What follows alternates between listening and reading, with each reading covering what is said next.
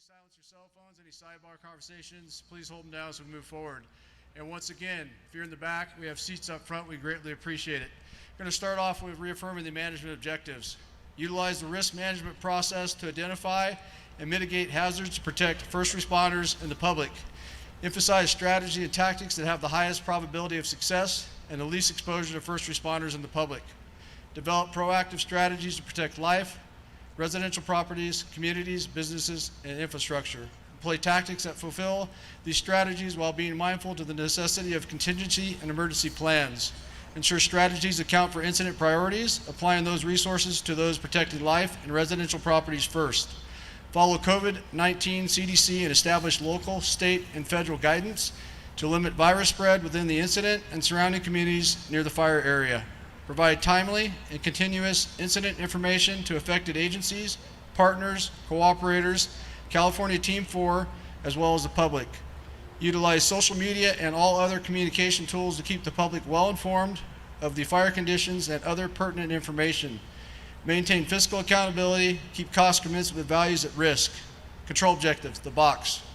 Keep the fire north of the fire perimeter and Highway 162 and the junction of Highway 70. Keep the fire south of Harvey Valley Road. Keep the fire east of Mill Creek Drainage. Keep the fire west of Genesee Valley Road and Grizzly Ridge to Highway 70 and Highway 395 to limit fire spread. Current situational update, night operations, Eric Schwab. Good morning. Starting off in the South End Butte sector, mop up and patrol status, backhaul, everything's looking great in there. As we move in Division, Juliet was a huge priority. Your shift burned that out. They held on to it yesterday and through the night. They did get several spots, the largest one being about 7 acres, but everything's held in there. There will be a fight today to hang on to that throughout the day. Moving up north through Kilo Lima Nora, we did have some fire growth in Division Lima. As you can see, we backed off a little bit and started punching some indirect dozer line in there last night. Hope to continue with that. Moving across the north end, came up with a good plan with the North End State Park, or the Park Service, to connect the dots as we come down on the west side over here. Moving into Division Romeo, we did a large firing operation in Romeo last night, very successful, should be completed by the time you folks get out on the line today. Tango held, they mopped up yesterday. Another concurrent firing operation in Division Uniform took place last night. There's probably about a half a mile to get that completed today. Overall, real successful, no challenges in there. A lot of tactical patrol mop-up occurred around Lake Almanor. This area is starting to look really good in here. In what I'll call the triangle piece, crews were able to get in, get a lot of direct line construction done in there yesterday. That's holding up. A few pieces to put together on the east side of that. And again, we've picked up assisting Team 4 with some direct and indirect line construction into the Diamond Branch. Have a great shift.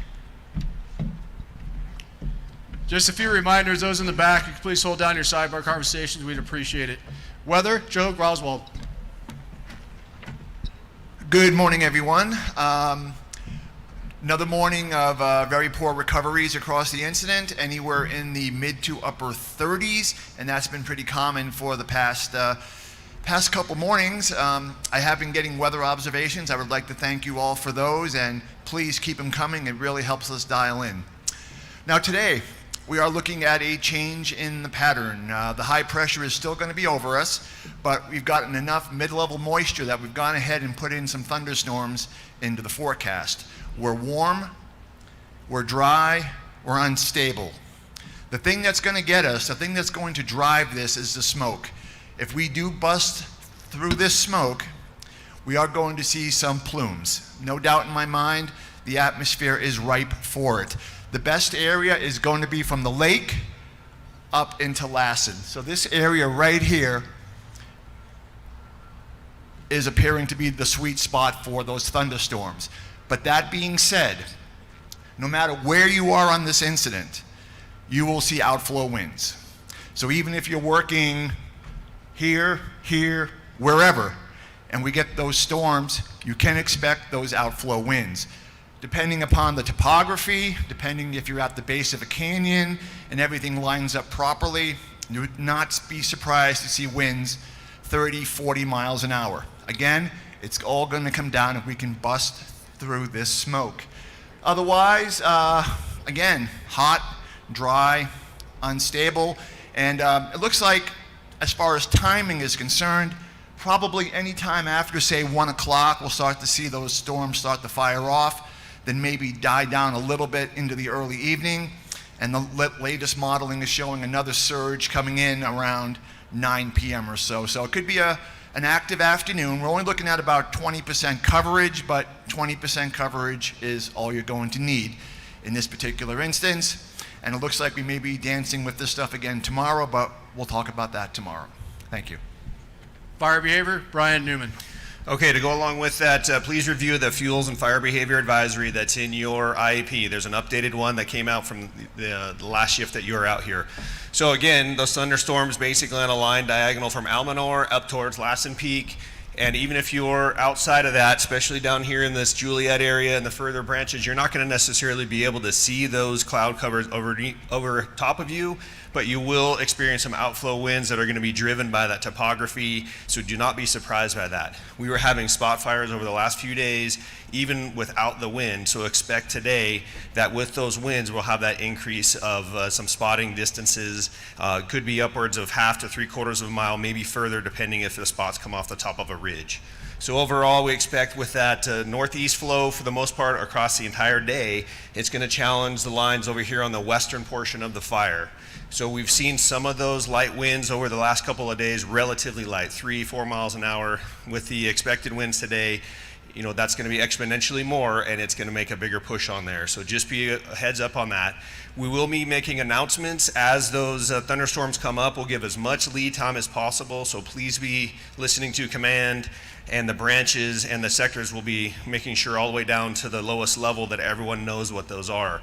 So we'll make announcements of the directions of the storms that are moving, the speeds of the winds, and the timing of it getting into your area. We'll do the best we can to give you as much lead time as we can, but be heads up on that as those announcements come over command today. We'll be calling out the branches or the sector and giving that lead time with that. So as it gets into the evening hours, unlike the last couple of shifts where we've had relatively light down canyon winds, expect that down canyon winds primarily off of those outflows and those thunderstorms as they go off to the north and east, that you'll have that outflows and those down canyon winds into the evening tonight. So much different day than you saw in your last shift, so really be heads up on that. Take all that into consideration when you're making your plans today, and have a safe shift. Safety Officer David Sargini. Good morning, everybody. So your safety products today are on page 7, 8, 9, and 10. They include your safety message, the 215A, a COVID check sheet, as well as a thunder safety alert. Utilize all those for your tailgate safety today as you brief your crews, and make sure we have that plan. We already heard about this, the thunderstorms that are coming in. Make sure you have a plan and everyone understands the plan when those things do come in. A couple of the other items we want to talk about today is one, driving. We're all starting to get a lot more comfortable with the incident, comfortable with the roadways that are out there. Have that discussion with your drivers today before you leave incident base, and make sure everyone understands what your expectations are for getting to the line safely. And then have the discussion before you leave the line tomorrow so we return to the base camp safely as well. Hydration. Let's push the hydration early into the shift. Maintain that nutritional balance that you guys have done a great job thus far. And then you guys really set the pace for the day, and make sure that pace is going to get us from the start of the shift to the end of the shift. And finally, our COVID safety precautions. We've dealt with this for over a year now. Continue that daily monitoring. Let's wash our hands, keep our social distance when appropriate. We will have 13 safety officers on the line today to support you folks. Utilize them as you see fit. We are on safety or trailer row. The safety trailer is there. Feel free to stop by, and if you have any questions or concerns. Have a great shift. Operations, Mark Brunton. Good morning. For all of you who've been doing the hard work out there, thank you very much from Team 3, and for you folks new to the incident, welcome. Again, a very large incident that we're dealing with. For those of you that have not been here yet, we have our fire into 2 zones, a west zone and an east zone. Interagency Incident Management Team 4 has the east zone. Calfire Incident Management Team 3 has the west zone. Within the west zone, for line leadership, span of control needs, we have broken into 3 sectors: the Butte sector, the Lassen sector, and the Westwood sector. Within each sector, there are branches, divisions, and groups. What we'll do is go through the roll call. We do have one sector, the Butte sector, that is briefing out of Magalia down in Butte County. They are dialed in remote, so the leadership will not be here upon the roll call, but I still will roll call for them. And so in the Butte sector, branches 1, 5, and 7 will be Tapia. In divisions Alpha, Bravo, Charlie, McFerrin, and Echo, Foxtrot, Golf, India will be Kennefic. Moving on to the leadership that is here. In the Lassen sector, Bohall. Here.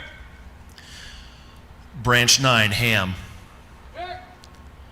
Division Kilo, Perry. Here. Division Lima, Reese. Here. Branch 13, Hispanic. Here. And Division November, Papa Contingency Group. They will all be up at the National Park where they are briefing. In Branch 16, Thornton. Here. Division Romeo, Swope. Here. Division Tango, be Brown. Here. Division Uniform, Spindler. Here. The Lassen Heavy Equipment Group, Volmer. Here. Moving on to the Westwood sector, Norman. Here. Lake Branch, Bogan. Here. And Johnson on the 12-hour. Division Juliet, Ryan. Chester Group, McGovern. Here. Trainee, Morgenstern. Here. Clear Branch, Walton. Here. 147 Group, Grendel. Here. Meadow Group, Zimmerman. Here. Diamond Branch, Jerry. Here. Coyote Group, Garcia. Here. Wildcat Group, Brady. Fire suppression repairs in the Butte sector, and that'll be McDaniel. Staging here at this in our area is Rodriguez. Okay, go through some of our primary assignments. So again, we're looking at here in the Westwood sector, a good portion of it, Lake Branch. In our division Juliet, we've had firing operation completed yesterday, very critical piece. Continue to monitor that, get that thing buttoned up, continue work around the communities on the west part of the lake. That's looking really good. All right, and then moving into the Lassen sector in Branch 13, which is the national park. We'll continue the good work that's working in there to meet their needs and our objectives, and continue on within Pop and Romeo. Next in the Westwood sector, moving further east, we've got the Westwood sector and moving into the Clear Branch. So overall, within the Lassen sector, the primary objectives are to the protection and continue structured defense in Warner Valley, and then in Branch 9, Division Lima. In the Westwood, our primary objectives is the Diamond Branch, and the main reason for that is the protection of the community of Janesville, which we've done a lot of great work in the protection of that community. You've heard from IMET and you've heard from FBAN that to pay attention to the weather. We have some big changes there, and that's something that definitely is a heads up. We've put a lot of mitigation efforts into that to provide you the best safety consideration possible. Regardless of that, we still have a fire to fight, and our expectation of the ops section is that you continue to fight fire aggressively, but although take care of those safety considerations as well. Be flexible. We have a very good plan in place. Your line leadership has been very well briefed on the plan, and we're going to have a surge capacity. What that means is that we are going to have to move resources around, so that in their back pocket they will have certain resources available to us to surge as needed throughout the fire. Every day this past few days, we've been assisting our partners with Team 4 in portions of the fire that have seen some increased activity. So we've surged resources there. That's going to continue probably to be the case. They have a big firefight on their hands, so we'll continue to assist them and supply them with resources. On top of that, you've heard with the weather, we have a potential for more increased fire activity. Again, that surge plan is going to assist us to mitigate any of those circumstances that may pop up. So be flexible. You're seeing a lot of spot fires every day in this fire, so just expect them and have a plan for those.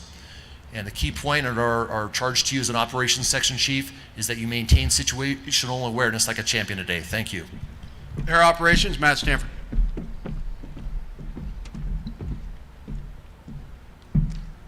Good morning. If you look on page 54 and 55, you'll see the aircraft information. We dropped over 225,000 gallons of water yesterday. For branches and divisions, when working in the West Zone, please use West Zone air-to-ground to contact air assets. When working in the East Zone, use East Zone air-to-ground to contact air assets for fire suppression. Today available, we have the VLAT, a lead plane, air attack, and 2 tankers, 2 super scoopers. We still have a very strong fleet of helicopters flying out of 4 helibases, 2 in the West Zone and 2 in the East Zone. For any medical emergencies, please follow the medical plan. Have a good day. Communications, Kyle Johnson. Good morning, everyone. If you got clone yesterday, you're good. If you did not get clone yesterday, please come in. Also remind you, we're loading your frequencies for the West Zone and for the East Zone into the comp plan. So your 205 on page 58. If you end up getting sent over to the East Zone, page 58, you'll find their frequencies, or it'll be zone 53 or 13 in your HTs. If you start off the day in the West Zone and you get called over to the East Zone, make sure you switch over their frequencies, which again is on zone 13 or 53, and then check in and check out. That Highway 147, if you're east of that, that's a good place on the map to check in and check out. If you end up going to the East Zone, you might not be familiar with their location, the repeater sites. So pick one of their commands, try to key it up, try to get that kickback. If you don't get a kickback, rotate the knob on the channel on your HT, try another repeater until you get that kickback. Yesterday we had a lot of open microphones out there, so people, be sure you're not sitting on your mic and open up that repeater. Have a safe shift. Medical, Kevin Fortney.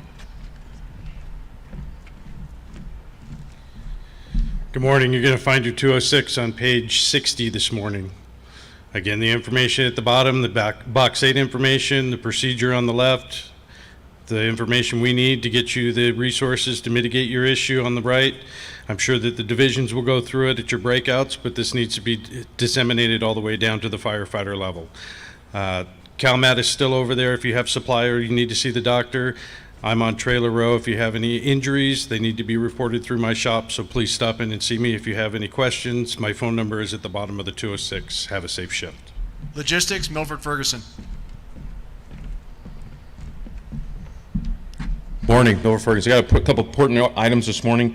On page 68, all water tenders, please pay attention to that, or anybody that's getting water on the fire. Here in the town, there will be marked hydrants that you can use, and we will start marking those today. And we'll have a QR code on those maps, or actually on those signs for you to do your water usage if need be. Laundry.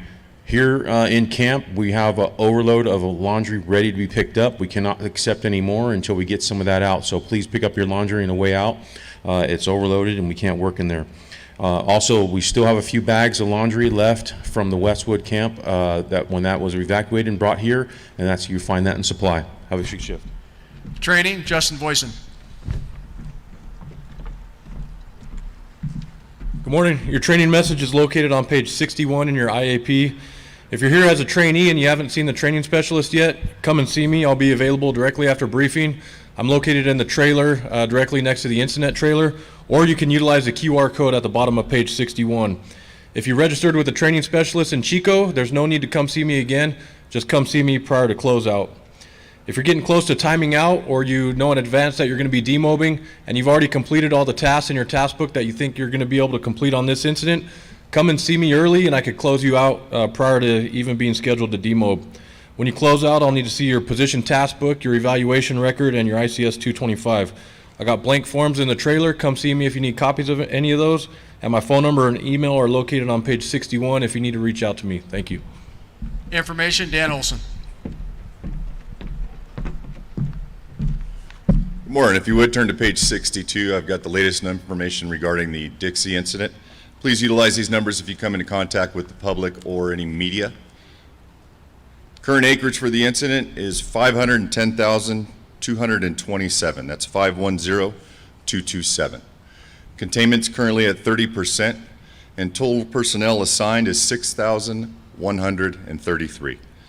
Again, we're soliciting for photographs or video. The email is linked down below. You'll see in that paragraph. Please send those to us.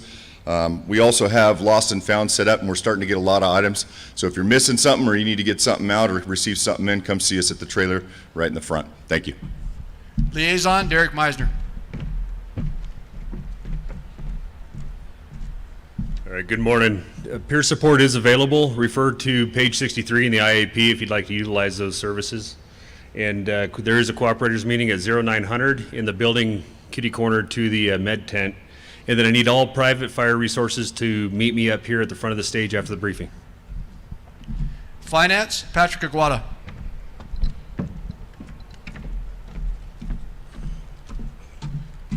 Good morning. Your finance message starts on page 64.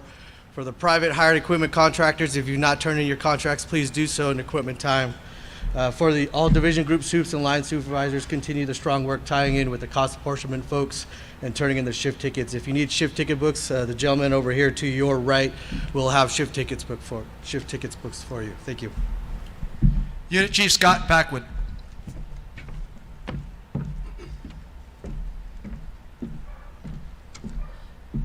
Good morning, Scott Packwood, Unit Chief for Lassen Modoc.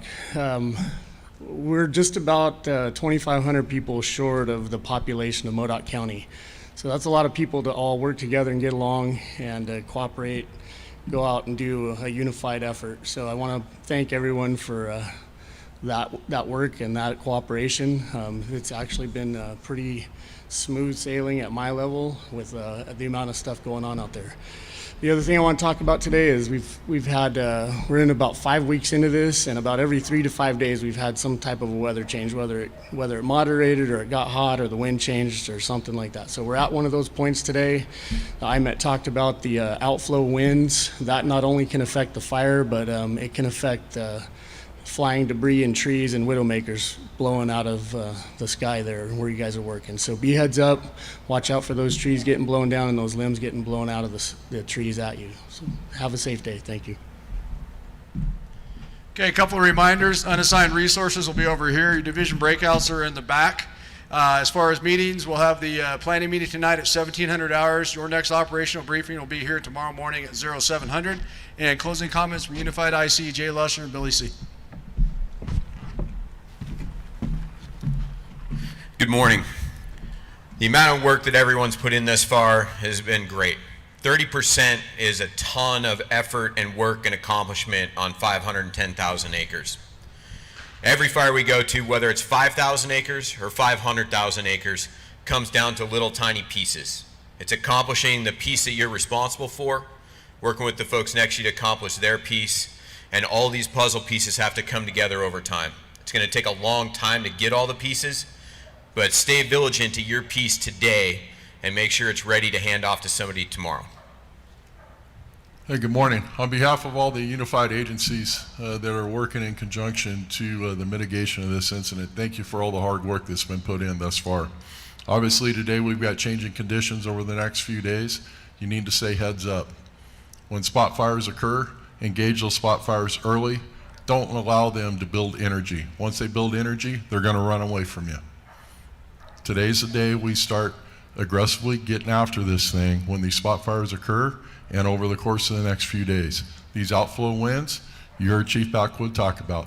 They may cause danger out on the line. Be cognizant of all the dead trees and the burnt trees that's in and around where you're parking resources and where you're working. Let's stay heads up and let's have a safe day and aggressive day on the line. Thank you. That concludes your operations briefing. Thank you.